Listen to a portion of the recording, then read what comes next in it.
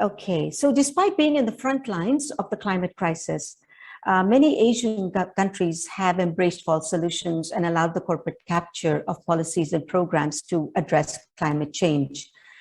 This is not by choice alone, but a systemic condition created by the United Nations Framework Convention on Climate Change, the UNFCCC, who is what we are charging today with allowing corporations to take over multilateral negotiations and deliberations for solutions.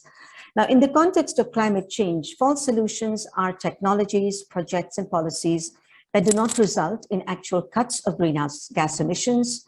They allow countries, corporations, and wealthy people most responsible for these emissions to avoid their obligations and responsibilities to cut GHG emissions. They transfer responsibilities of emissions cuts and climate change onto communities that depend on land, forests, sea, and oceans for survival. Most of these communities have already been exploited for generations, and they face the brunt of catastrophic climate change that they did not cause. They generate environmental, social, economic, and political problems and consequences and result in the violations of human and collective rights, as many speakers and testimony providers before me have already said. False solutions promote privatization and commodification of ecological resources and services, and they generate private profits at the expense of people, communities, and the environment. And finally, they distract people and policymakers from real solutions, and they direct public financing, infrastructure, and institutional support away from the actions that are needed for urgent systemic changes. Now, Patrick has already given many examples of false solutions. I will not go into them, but one thing I'd like to say there is that none of these cut emissions at source. None of them stop the destruction of ecosystems. None of them provide the required financing and support needed for helping affected peoples to adapt and recoup from loss and damages. And none of them urgently start the transformation away from fossil fuels-based economies. Corporations and their supporters capitalize on the climate crisis as they push for so-called cost-effective solutions to the climate crisis at the expense of poor and vulnerable communities. They also provide new business opportunities for a very privileged minority to continue to exploit nature and accumulate wealth, and they bear no responsibilities for the negative consequences of their actions. Now, when we come to the UNFCCC, we can see clearly that it has enabled the proliferation of false solutions, and it has given the world's biggest and wealthiest polluters multilateral cover and legitimacy. False solutions and market mechanisms have been promoted through the Kyoto Protocol and the Paris Agreement. Article 6 of the Paris Agreement even allows emissions reductions to be transferred between countries and still be counted as meeting national commitments. The UNFCCC has taken no steps to curb the influence of corporate lobbies in negotiations, undermining policy proposals from climate justice movements for equity, proportional responsibility for emissions cut and financing, which is there in the CBDR, and systemic shifts towards genuine sustainability. For example, if we look at the International Emissions Trading Association, which is founded and run by fossil fuel corporations such as BP, Shell, and Chevron, financed by more than 170 corporations, banks, and firms, it has massive influence in the UNFCCC and has been successful in ensuring weak regulation of carbon market mechanisms through Article 6 of the Paris Agreement. Similarly, the World Economic Forum is supporting several events in COP26, some with the United Nations as part of its Great Reset theme of stakeholder capitalism.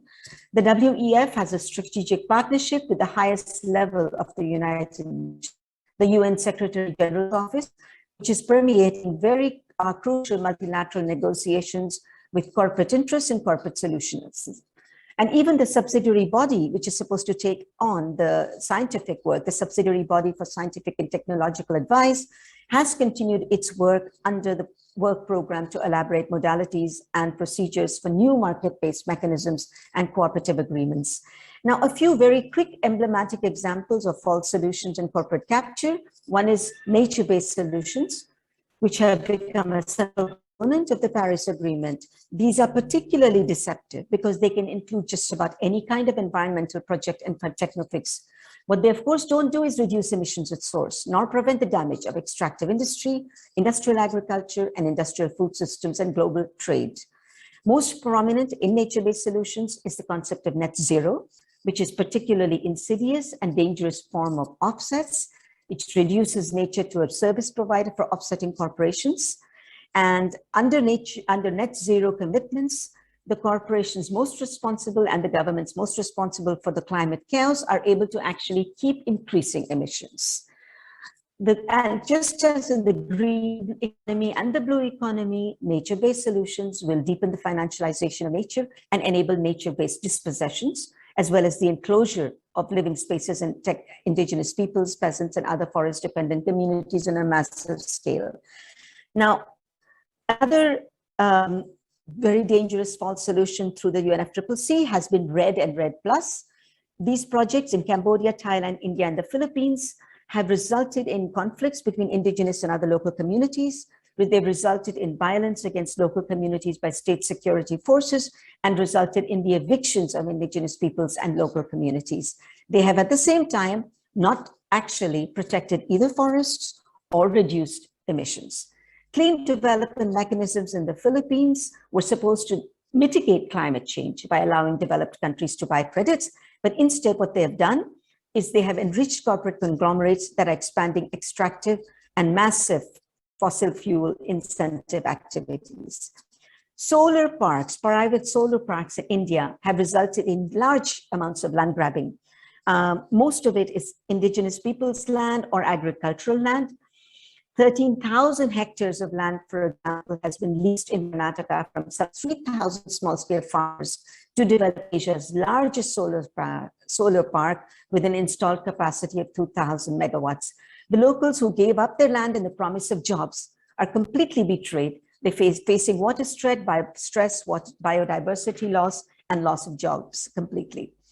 A number of people's movements, of course, have rejected these projects. The Indian government has particularly duplicitous in its claims of achieving net zero by denying climate justice to forest communities for their legitimate forest rights, rights to forest through the Forest Rights Act. I won't go into the details. This is already present in our testimony. Similarly, there is coal transition in India, Indonesia, South Africa, and the Philippines, which is a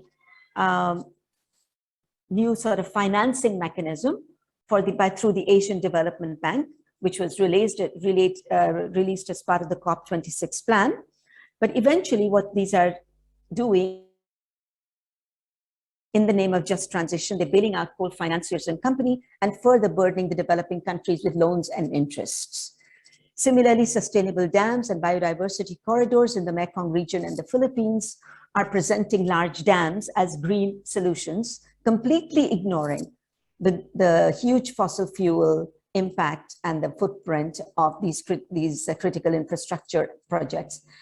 Now, the conclusions for us is that what people are demanding are, they are demanding just solutions and real solutions, not false solutions. They're asking for real zero, not net zero. And they're asking for policymakers to stop reducing the climate crisis to duplicitous arithmetic and untested expensive technofixes. Fishers are calling for blue justice, not blue economy. We are calling for climate justice from below. We believe that climate and environmental justice are not separate from other forms of justice, social, cultural, economic, political, and gender, and these have historical and contemporary dimensions. The articulation of the approach to climate and environmental justice must be from the perspectives of grassroots and frontline communities, small-scale food producers, workers, indigenous peoples, and among these women and youth. All the struggles and visions for dignity, justice, equality, and transformation are all deeply connected. Our biggest demands across Asia from different movements are for food sovereignty, agroecology, local seed saving, land and agrarian reform, and defense of land and territories, reclaiming and rebuilding the commons, and rebuilding public economies and public subsidies for public supports, not for private corporations, and for energy democracy. And I thank you all, and we stop here, and we would like to say again that on the behalf of people in Asia, we believe the UNFCCC has failed, and it is indeed time for people to reclaim agency and start building democracy and just transitions and climate justice from the ground up. Thank you.